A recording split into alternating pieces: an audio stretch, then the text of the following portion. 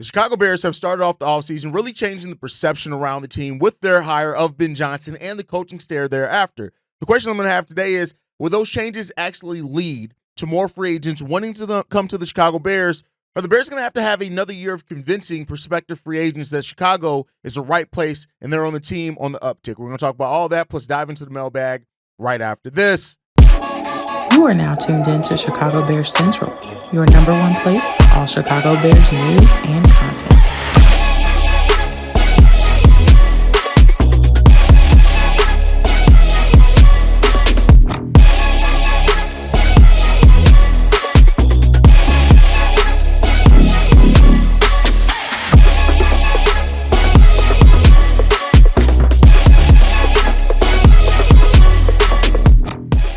What's going on, Bears fans? Welcome to another episode of Chicago Bears Central, your number one spot for everything Chicago Bears related. I'm the host, Hayes, but more importantly, you guys can follow the channel at Chi Bears Central on every social media platform we happen to be on. With that said, let's go ahead and get into the content for today, y'all. So I want to start off talking about this, right, before we get into the mailbag.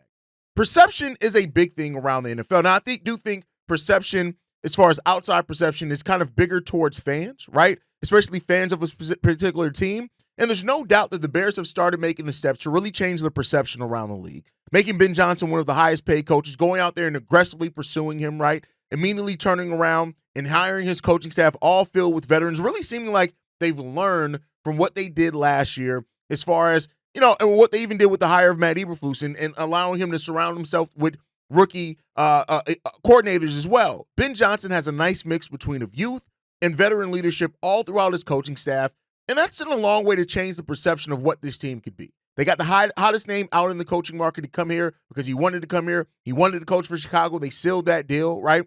And throughout that process, just the way and the way they reassured candidates, the way they reassured Ben Johnson, and really seemingly like they're taking accountability for what the state that the team was in, right? And I got to ask a question on yesterday's live stream that really had me thinking a while after the stream was over with, right? And I gave an initial answer, but somebody asked me and said, well, Hayes, are free agents really going to want, our top free agents really going to want to come to the Chicago Bears? Has enough been done to change their perception? Or are free agents still going to want to wait and see what this team is before they make that decision? Now, I do think this.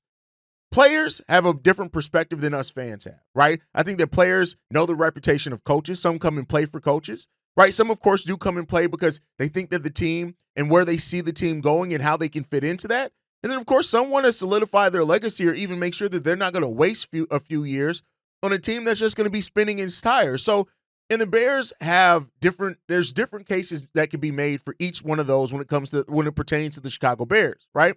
Yeah, we very well are a team that it's been a comedy of errors over the last 20 years for the Chicago Bears, that we've had teams with talent on it. We've even gone far. We've had playoff teams, but it always seems like this team doesn't make the necessary moves to take the next step up, right? Or to keep consistent with winning or have the right coach that you can trust, right?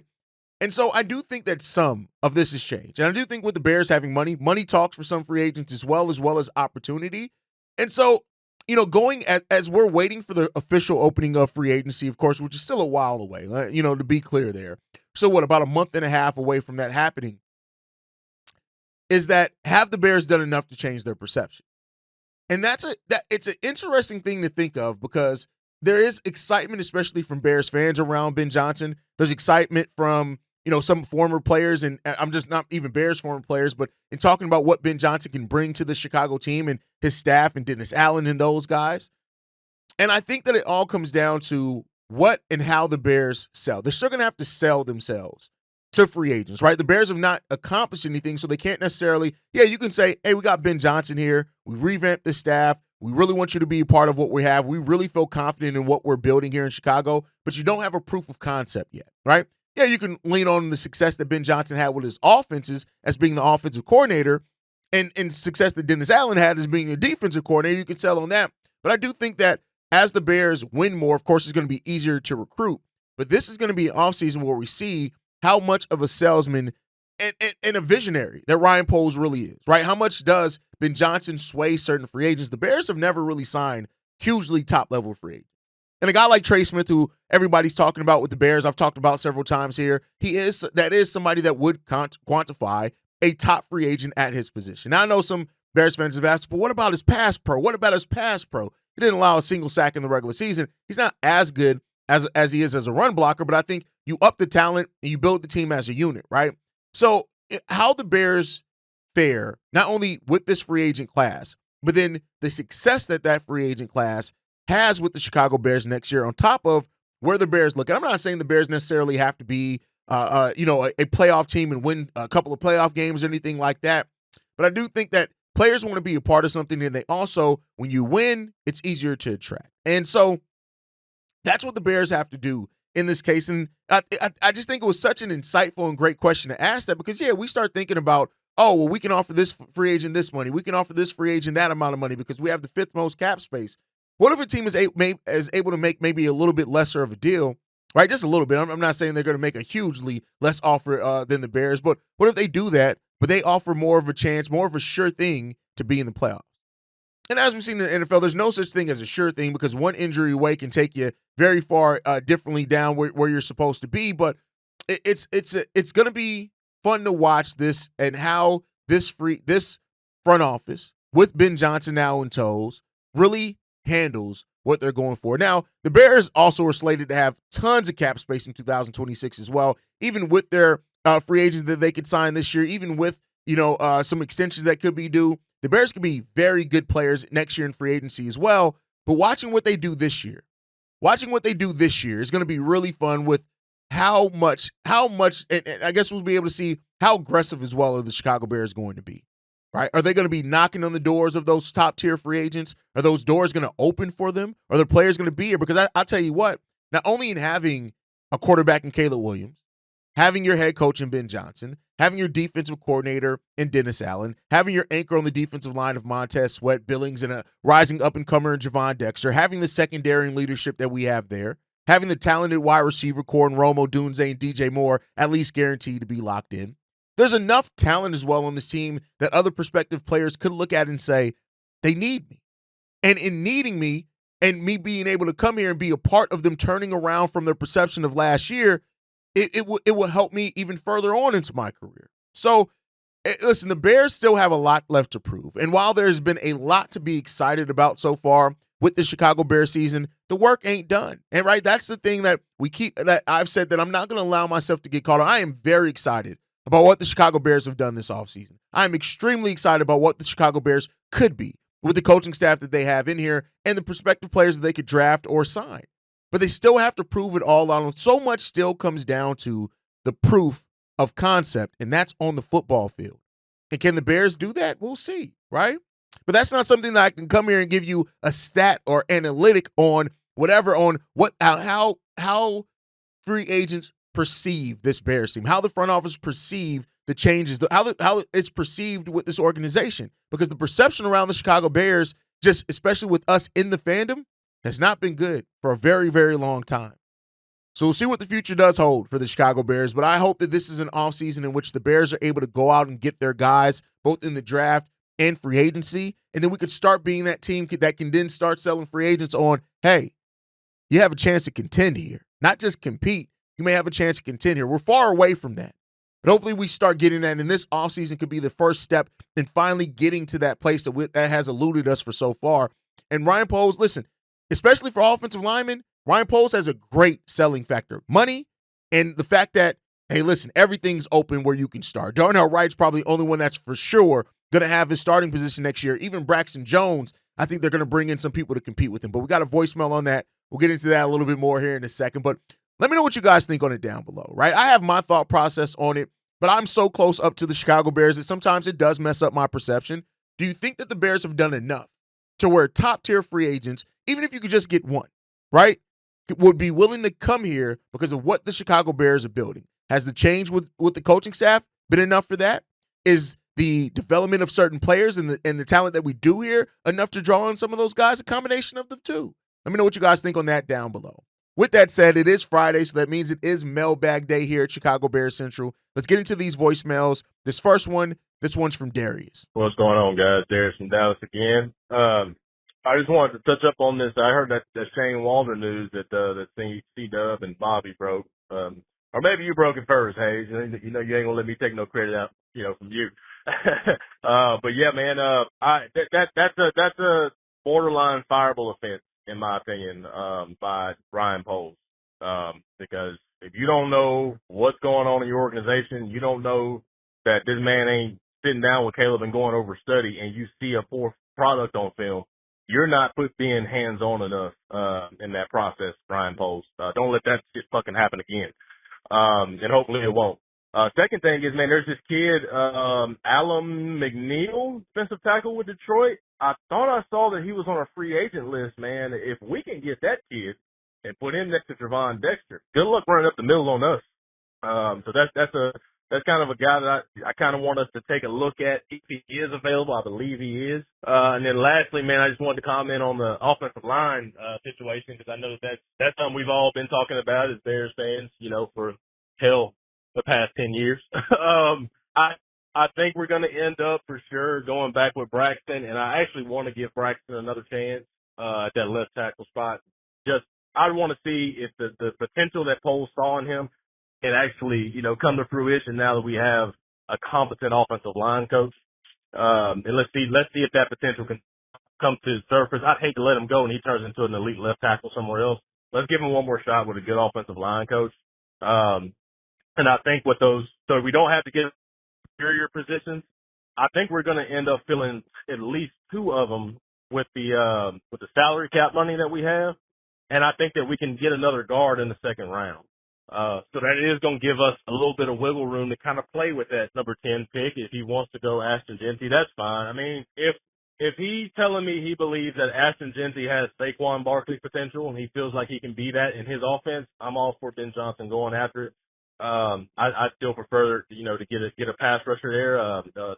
That Pierce kid from Tennessee, or hell, anybody, like you were saying, hey, straight up for Abdul Carter, I'd be cool with that too. But as long as it's addressed, man. But I think I want to run it back with Braxton one more time, and it's not going to be as hard to fill those interior positions as we think, man. But let me know what y'all think. Take us up there now. Yeah, the Shane Waldron thing, and it was C-Dub and Bobby who broke that news. I can't remember what I was doing. I think I was doing something with the kids.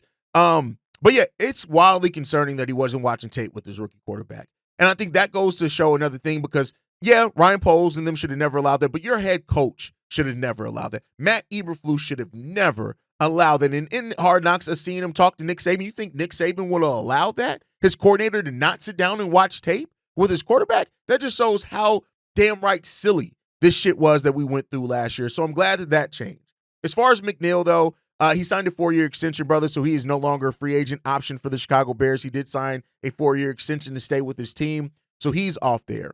Braxton, as far as Braxton turning into elite tackle, I don't know if I think that anymore. Now, of course, you want to trust your coaches, and if the coach come in and is like, no, I can work with Braxton, I can get Braxton where we need him. But I think either way, they're going to bring in competition for Braxton Jones this offseason, whether it's in the draft or whether it's in free agency. And I don't mean just competition as far as, yeah, we have somebody who can play if Braxton sucks. No, I mean somebody who literally, if Braxton's going to want that starting position, he's about to have to fight for it.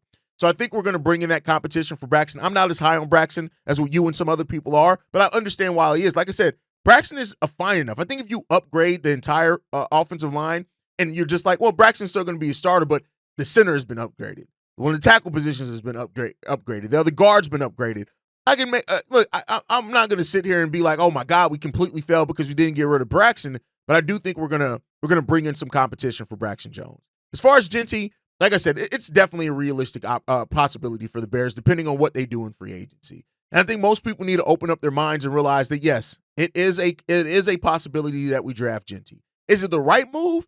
That remains to be seen. But it is a possibility that Jeanty is the pick for the Chicago Bears at number 10, and we'll see if that's the case. All right, let's get into this next voicemail, man. This one's from Chris. Hey, Bobby C-Dub. Hey, Steve O.B. This is Chris Evans, man. I'm calling back again. I got my thoughts a little bit organized. Last time I called y'all kind of all over the place, but I wrote it down on my phone. So, these are my two draft scenarios for the Bears. Scenario number 1, for $80 million in cap, free agency. We get offensive linemen. Either we get an offensive left tackle who will replace Braxton Jones as starter, keep Braxton as a depth piece, or we get, I think, Kevin's a right guard, and we get somebody to replace him, probably going away in free agency. If we can at least get a tier 1 for, let's say, if we get a tier 1 for $30 million out of that cap space, cool. Then we got a tight end for about $20 million. If we able to do that in free agency, then in the draft we can go running back, defensive end, free safety, and another offensive lineman. Meaning if we get a tackle free agency, then we can go guard in the draft, or vice versa. And that's $50 million offensive line and $30 million for tight end. Now, scenario 2, we paid $45 million for a defensive end, probably a tier 2, right? Line up next to Sweat, $45 million. Then the draft will go offensive lineman, free safety, running back, and tight end. Let me know what you think about those 2 scenarios. Chicago and Bears. You laid out some great scenarios there, Chris. And here's what I'll say. The Bears have the beauty of that is that the Bears can do either, right? Is that the Bears have the flexibility both in free agency with enough cap space, right? That's one thing that Ryan Poles has really been good at is maintaining cap space. So we have flexibility. We're not one of those teams yet. And that could get there as you got to extend your own guys and things like that. And that's a good problem to have. But right, what he always maintains some form of cap flexibility in every offseason. And so I think that's a really important thing here, right? That's something that we didn't have under Pace. So, that's the beauty of this, is that we have a ton of draft picks. We still have a lot of free agent capital. And so I think in the way that they allocate that is just going to come down to who their targets are and who they can actually get in the building. You go through free agency first, and I think that's good to see what you can shore up with veterans. And then after free agency, after you get your key guys, that's when you refine what you're going to do in the draft. So I do see where the Bears could sign 2 key offensive linemen and then focus on maybe a skill position or the defensive lineman early in the draft, but still get some offensive linemen in other positions, a safety, right? Or they can go out and sign a veteran running back and 1 offensive lineman or a defensive lineman and then go out in the draft and use it for the rest. So I think that it's beauty in the fact that we have that latitude to do whatever we want. And that's the thing. Now we got to go out there and recruit our guys and be smart about who we draft. But I think that's the beauty in all that. Yes, what you laid out is a very possible scenario, very possible 2 scenarios. But I think that's the thing, is that we don't have to just rely on one scenario to get it done because of the flexibility that we have in both places. So great voicemail there, Chris. Let's get into this next one. This one's from K2. Yo, what up, fellas, man? It's your boy K2 again, man. And I know it's been a while since I called in, man, but I do have something that I want to say, man. And, I don't know how I feel about it, but I just really want what we're doing to just work, right?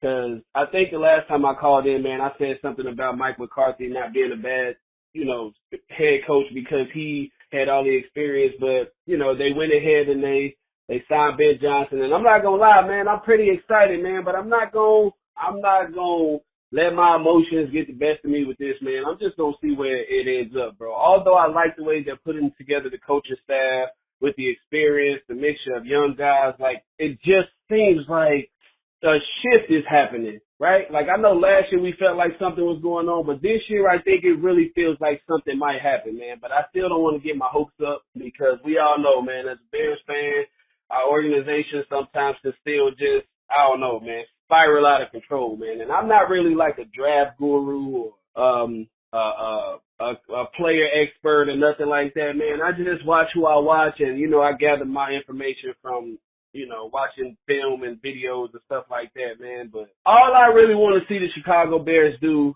is bring in people that they can develop into something. That's what we never really done, man. Like we always want to get the best free agency ever, but we don't never try to draft guys and make them into that so other teams want them when their contracts are expiring. You know what I mean? Like I feel like that's should be our next step, man, is to really try to evaluate talent and just develop them into superstars, something, you know what I mean? Like, we've never really been that organization, bro. Like, truly, Walter Payton is probably the only guy I can think of that the Bears really, like, drafted and made something out of, and he, and he's just a living legend, right? Like, I'm just saying, man, like, I don't care if they bring in Trey Smith. I don't care if they bring in anybody from college. Just bring in some guys and develop them, bro. And, like, let's start to be an organization that just plant seeds and they grow into trees, bro. Like, I'm sick of having to get all these big names and it don't really amount to nothing, man. I just want to see my team win, bro. That's where I'm at with it. And I know everybody feels the same, man. I'm excited just like everybody else is excited. I just don't want to get my hopes up too much, man. But I'm going to go ahead and get out of here, man. And I hope y'all having a good weekend. Blessings to you and yours. I know that's what books say. Is a shift really happening? I think it is. I really think it is. Again, I got to see it on the football field before I let myself get too excited over it. That's just my PTSD as a Bears fan. But it does feel like something is really happening here for the Chicago Bears, K2. And I think that's such a revelation, such a good place to feel with this team that they're actually doing something for once. We just got to see it through. We got to see it out. We got to see how they're going to do. But I will not let myself get too excited until I see the product on the football field. That's not a knock on anybody. It's not a knock on Ben Johnson. It's not a knock on Caleb. It's not a knock on anybody. It's just that I've spent a lot of time as a fan, right? And as a content creator, but as a fan first, getting excited about a possibility. I'm no longer letting the possibilities, myself, get wrapped up in the possibilities. I got to see the reality, and let's hope that we can get it done. All right, let's get into this next voicemail, man. This one's from Ant. Yo, what up, fellas? It's your boy Ant. I ain't called in a while, but I want to get my thoughts now that the season is officially over with the Eagles winning the Super Bowl. Congrats to them and everything. I've been seeing a lot everywhere people talking about they out on Trey Smith because how the Eagles defensive line dominated the Chiefs O-line. Like, everybody can't have a bad game or something. I'm not out on Trey Smith. If you can go out and get that man, he's still 10 times better than what anything we got here except for when Tevin Jenkins is 100% healthy, i.e. the first game of the year, the first play of the year, before that man go down. Like, I say that. But that don't mean that he's not still a great O-line, better than what we got here. So this whole narrative of because the Eagles had a better game that we gotta stop going after Trey Smith is stupid. Like, I don't like that take. That's dumb as all get out with the offensive line we had. The other thing I want to talk about is Mekhi Becton. I heard somewhere or read somewhere that he's gonna be a free agent too. Now that he got a Super Bowl ring, maybe he do test those waters and not re-sign with Philly, or maybe he go back because they just got a ring, try to two-peat or whatever. But most players, when they get their ring and they on the free agent market and they in a big, big market, they tend to go after the money. So hopefully if he go after the money, he still got that focus like the type of player he was, because I think he'll be a good asset to us too. And if we can get both him and Trey Smith, then we literally don't have to worry about if Tevin Jenkins coming back, and now we just got to worry about signing him to maybe a minimum deal and he can be our swing guard or whatever the case may be. So this way in the draft, we can actually focus on like tackles if we don't pick one up in free agency. But I want to know, besides, I forget the name that Hayes said on the center that he was like, what other centers that might be out there? Because I think that's the most important piece to me, honestly, is the center. I know everybody go with the center that can play guard or the guard that can play center, the multiple positions. I get that, but I want a pure center. I need a pure center to protect my quarterback. That's something we ain't had in a long time, is a pure center, somebody whose main and only focus is to play center. I don't know how many out there or free agents we might be able to get, because those are, few and far in between, but, yeah, just let me know, like, who out there, who we could possibly pick up or even draft that's just a pure center that'll come in and make some headway on this line, because that's what we need for Caleb.